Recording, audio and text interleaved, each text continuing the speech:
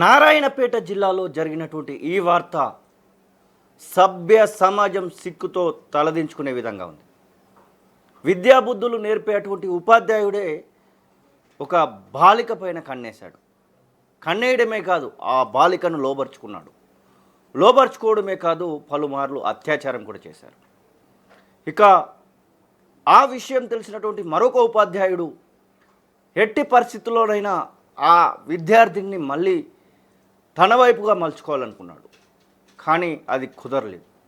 చివరికి ఒక CC camera ఏర్పాటు చేసి మరి ఆ విద్యార్థినితో సదరు ఉపాధ్యాయుడు కీచకుడు కామాంధుడు ఆడుతున్నటువంటి ఆ యొక్క నాటకాన్ని దానిలో రికార్డ్ అయ్యేలా చేశాడు. ఇక ఆ రికార్డ్ అయినటువంటి ఆ యొక్క వీడియోను ఆ గ్రామ సర్పంచ్కి పంపించాడు. సర్పంచ్కి పంపించినటువంటి ఆ సందర్భంలో ప్రధానంగా సర్పంచ్కి ఆ వీడియో వెళ్ళింది.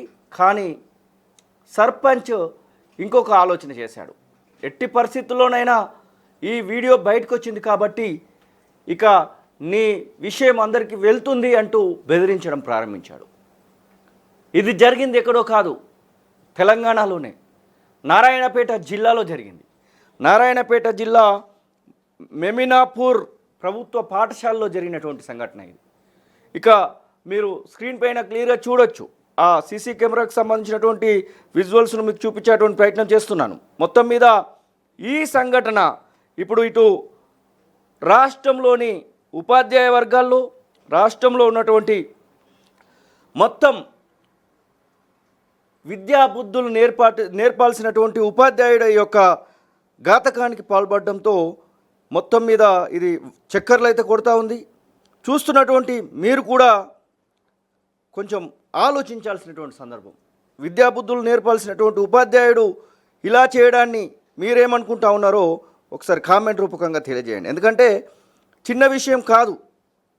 నారాయణపేట జిల్లాలో జరిగినటువంటి ఈ ఘటన పైన ఇప్పటికే కేసు అయితే నమోదు చేశారు పోలీసులు. నారాయణపేట ఎస్పీ అందరినీ కూడా రిమాండ్కు పంపించినట్టుగా చెప్తా ఉన్నాడు. కానీ ఇది సరైనటువంటి శిక్ష కాదు. మొత్తం మీద ఆ ఉపాధ్యాయులు ఇద్దరు కలిసి సదరు విద్యార్థినిని ఇక్కడ ఇబ్బంది పెట్టినటువంటి సందర్భాన్ని అయితే మనం చూస్తూ ఉన్నాం. ఆ విద్యార్థిని చేత లోబర్చుకోవాలని చెప్పేసి చూస్తూ ఒక ఉపాధ్యాయుడు అలా చేస్తే మరొక ఉపాధ్యాయుడు చేసినటువంటి ఘాతకాన్ని మనం చూస్తూ ఉన్నాం. తెలుగు పండితుడుగా ఉన్నటువంటి ఉపాధ్యాయుడు విద్యార్థిని చేత చేసినటువంటి ఈ దుర్చర్య వలన సభ్య సమాజం సిగ్గుతో తలదించుకునే ఈ ఘటన పట్ల చూస్తున్నటువంటి మీరేమనుకుంటా ఉన్నారో కామెంట్ రూపకంగా తెలియజేయండి. ఈ విషయంలో 7 పైన ఫోక్సో కేసు నమోదైంది. ప్రధాన ఉపాధ్యాయుడిని కూడా దీనిలో చేర్చడం జరిగింది. ఇద్దరు ఉపాధ్యాయులు అని చెప్తా ఉన్నాం కదా, ఆ ఉపాధ్యాయులు ఇద్దరిపైన కూడా కేసు నమోదు చేయడం జరిగింది. ఫోక్సోతో పాటుగా ఎస్సీ ఎస్టీ అట్రాసిటీ కేసు నమోదు చేశారు. నారాయణపేట జిల్లా ఎస్పీ వినీత్ దీనికి సంబంధించినటువంటి ఒక ప్రకటనను కూడా విడుదల చేసినటువంటి సందర్భం. 10వ తరగతి విద్యార్థినితో కొంతకాలంగా సన్నిహితంగా ఉంటున్నటువంటి ఆ టీచర్, వాని పేరు కూడా చెప్పడానికి ఇక్కడ సరైనటువంటి సందర్భం కాదనిపిస్తూ ఉంది. అతనితో పనిచేస్తున్నటువంటి గురునాథ్ రెడ్డి అనేటువంటి ఉపాధ్యాయుడు కంప్యూటర్ గదిలో రహస్యంగా సీసీ కెమెరాని ఏర్పాటు చేసి ఆ స్వామి అనేటువంటి ఉపాధ్యాయుడు మీరు చూడొచ్చు ఒక వీడియోలో తను బయటకు వెళ్తా ఉంటాడు. స్వామి సార్ ఆగండి అంటూ చెప్తున్నటువంటి ఆ ఆడియోను కూడా ఒకసారి మీకు వినిపించేటువంటి ప్రయత్నం చేస్తాను. ఒకసారి ఏదైతే ఈ ఘాతకాన్ని పడ్డ అట్లా పారిపోవద్దు సార్, మీరు మీ వివరణ కోసం మీరు పారిపోవడం కరెక్ట్ గా సార్. స్వామి సార్ ఇట్లా రండి సార్, మాట్లాడదాము. స్వామి సార్ అట్లా పారిపోవద్దు సార్, మీరు మీ వివరణ కోసం మీరు పారిపోవడం కరెక్ట్ గా సార్. స్వామి సార్ ఇట్లా రండి సార్, మాట్లాడదాము. స్వామి సార్ అట్లా పారిపోవద్దు సార్, మీరు పెట్టుకొని ఆ రౌండ్ అప్ లో వెళ్తున్నటువంటి వ్యక్తే స్వామి. అతనితో విభేదాలు ఉన్నటువంటి వ్యక్తి గురునాథ్ రెడ్డి. ఇద్దరు కూడా ప్రభుత్వ పాఠశాలలో పనిచేస్తున్నటువంటి వాళ్ళే. ఈ స్వామి 10వ తరగతి విద్యార్థినిని లోబర్చుకున్నాడు. లోబర్చుకోవడమే కాదు, తనతో విద్యాబుద్ధులు నేర్పించేటువంటి అదే పాఠశాలలో కామక్రీడ చేస్తున్నటువంటి సందర్భం. దాన్ని సీసీ కెమెరాలో రికార్డ్ చేశాడు గురునాథ్ రెడ్డి. ఇక ఆ కంప్యూటర్ ల్యాబ్లో రికార్డ్ అయినటువంటి ఆ యొక్క సీసీ కెమెరా రికార్డింగ్ను స్థానిక సర్పంచ్ అయినటువంటి ఆ సర్పంచ్ యొక్క భర్త రవికి షేర్ చేసిండు. ఇక రవి తన అనుచరులైనటువంటి ఆనంద్, విజయ్ కుమార్, మేకల రవికి విషయం చెప్పిండు. వీళ్ళు సదరు వీడియోను బయట పెట్టకుండా ఉండాలంటే తమకు డబ్బులు ఇవ్వాలంటూ అటు స్వామి, గురునాథ్ రెడ్డితో పాటుగా చెన్నకేశవులను బెదిరించారట.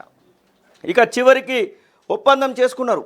26వ తారీఖున ఒప్పందం చేసుకొని 20 లక్షలు ఇవ్వాలని చెప్తే ఓకే అన్నారు. కానీ ఆ డబ్బులు ముట్టకపోవడంతో మార్చి 26న పూర్తి స్థాయిలో ఈ వీడియోను వాట్సాప్ గ్రూపులలో షేర్ చేయడం ప్రారంభించారు.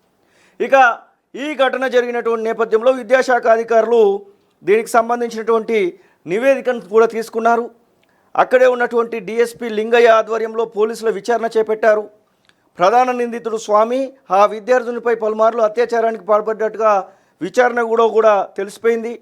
స్వామితో పాటు రహస్యంగా కెమెరా ఏర్పాటు చేసినటువంటి గురునాథ్ రెడ్డిని, విషయం తెలిసినా నిర్లక్ష్యంగా వ్యవహరించినటువంటి ప్రధానోపాధ్యాయుడు చెన్నకేశవులు వీడియోలను షేర్ చేసుకొని డబ్బు డిమాండ్ చేసి రాజీ కుదిర్చేందుకు యత్నించినటువంటి సర్పంచ్ భర్త రవి, అలాగే విజయ్ కుమార్, ఆనంద్, ఇంకొక మేకల రవి, వీరందరిపైన కూడా మొత్తం 7 పైన దీనికి సంబంధించినటువంటి విషయంలో కేసు అయితే నమోదైంది. మొత్తం మీద వీళ్ళకు సంబంధించి కేసు నమోదైనటువంటి దృశ్యాల్ని మనం చూస్తూ ఉన్నాం. పూర్తి స్థాయిలో దానికి సంబంధించి ఆ కీచక ఉపాధ్యాయుడికి సంబంధించినటువంటి ఆ యొక్క వీడియో రికార్డింగ్ బయటకు వచ్చినటువంటి నేపథ్యంలో ఇక చేసేది ఏం లేదు. కానీ అక్కడ మనం ముగ్గురు గురించి మాట్లాడుకోవాలి. ప్రధానోపాధ్యాయుడు ఈ విషయం తెలిసిన వెంటనే ఉన్నతాధికారులకు సమాచారం ఇవ్వాలి. సమాచారం ఇచ్చి తనపైన వేటు వేసే విధంగా చర్యలు తీసుకోవాలని చెప్పేసి రాయాలి. డిఈఓ స్థాయిలో ఈ యొక్క కంప్లైంట్ చేసి తనపైన వేటు వేసేందుకు ప్రయత్నాలు చేయించాలి. ఇక ఒక గ్రామ సర్పంచ్ భర్త అయి ఉండి ఈ వీడియో తన చేతికి వచ్చిన వెంటనే డిమాండ్ చేయడం కాదు, రాజీ కుదుర్చడం కాదు, అలాంటి ఉపాధ్యాయుడు ఇక్కడ ఉండకూడదంటూ తను మాట్లాడాలి. ఇక వీడియో రికార్డ్ చేసినటువంటి గురునాథ్ రెడ్డి వీడియో రికార్డ్ చేయడం కాదు, ముందుగా కంప్లైంట్ చేయాలి.